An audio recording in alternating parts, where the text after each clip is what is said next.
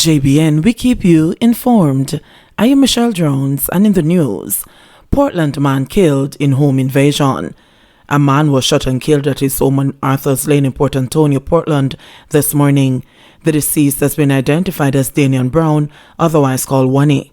It is reported that about 4:30 a.m., unknown assailants entered his premises and opened fire, hitting him. The attackers then fled. An alarm was raised and the police called. Upon their arrival, Brown was found inside his house, suffering from gunshot wounds. Police sources said that Brown was a person of interest and is believed to have been involved in a series of break-ins that targeted businesses in the parish capital and the surrounding environs. This morning's killing brings to 13 the number of persons murdered in Portland since the start of 2021. Natalie Dawkins' murder case back to court November 11.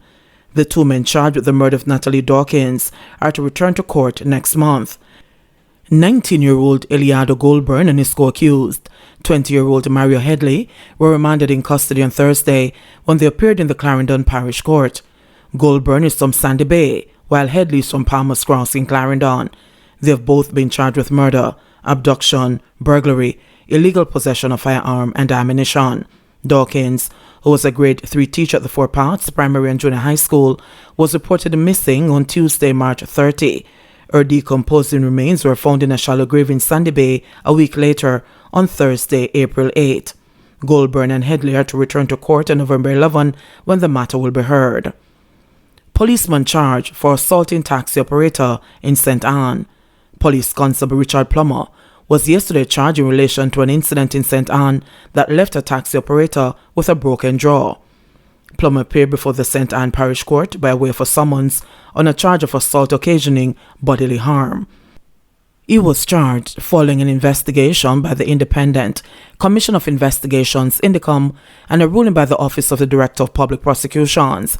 The case was set for mention on November 25 for Plummer to settle his legal representation. Indicom says the incident happened in the vicinity of the St. Anne's Bay Police Station on July 18, 2017. It was reported that the complainant was struck by Plummer and taken into police custody without receiving medical attention. The complainant was subsequently diagnosed with a broken jaw. Portmore man dies after being shot during dispute. The St. Catherine South Police have launched a manhunt for a gunman who killed a Portmore labourer. Nicholas Bent, 44, of Crestna Lane in Brayton, St. Catherine, was shot on Tuesday in the division. Reports are that about 8 p.m., Bent was walking along Dreamland in Portmore when he got involved in a dispute with another man.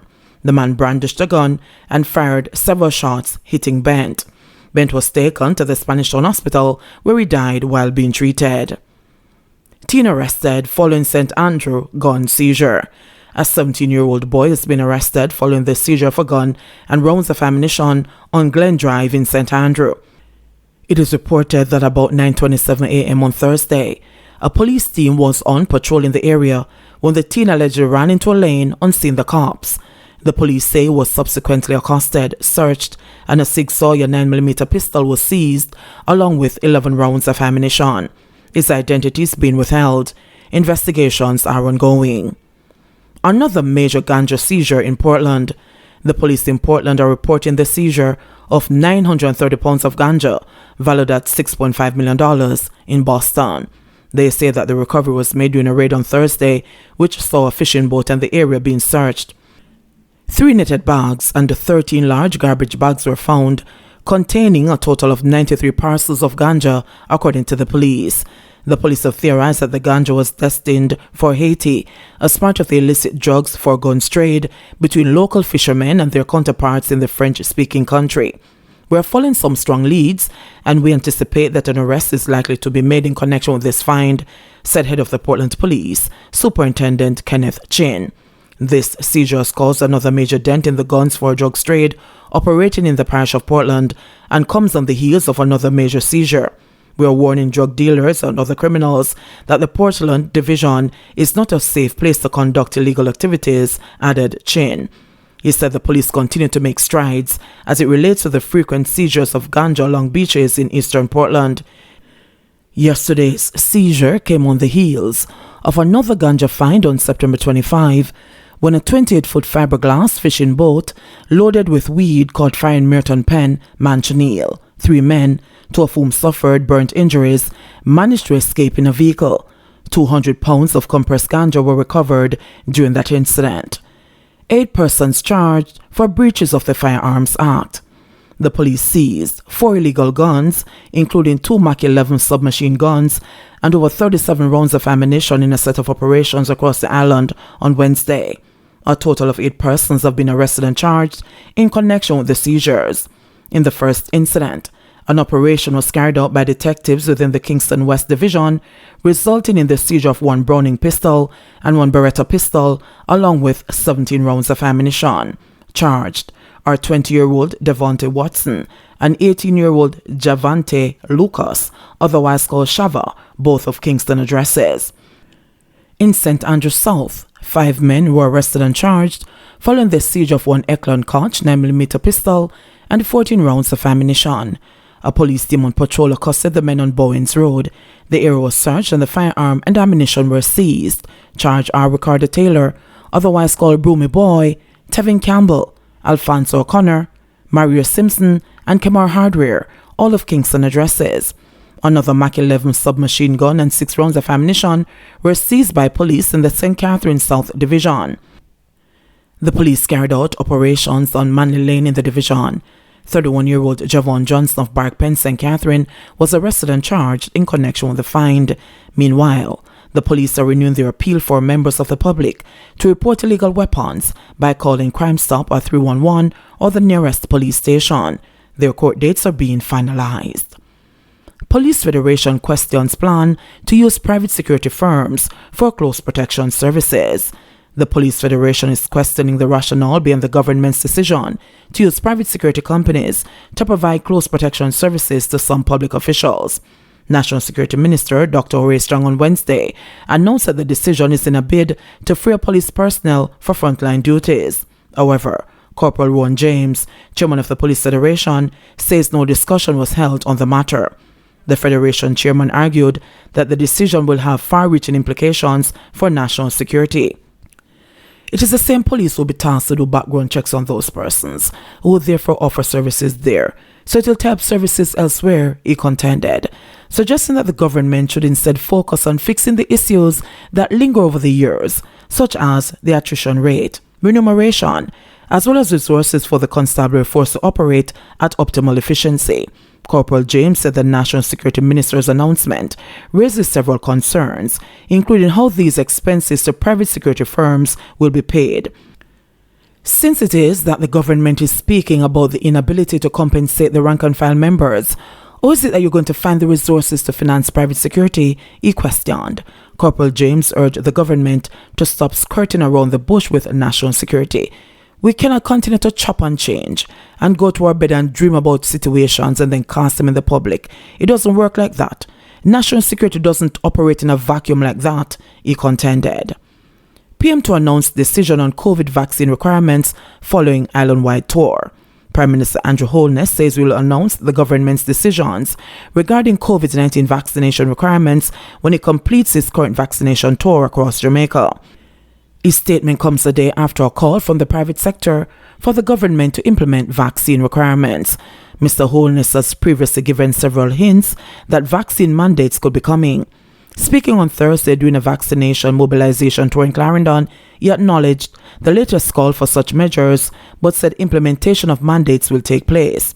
There are still a few parishes and constituencies that I have to go, and will eventually cover the country, and eventually after we have done that, we'll announce the policies, which you know we are already in the process of deliberating, trying to refine them, to make sure that they make sense and they work. And when that time comes, you all are vaccinated, you'll be fine, he indicated.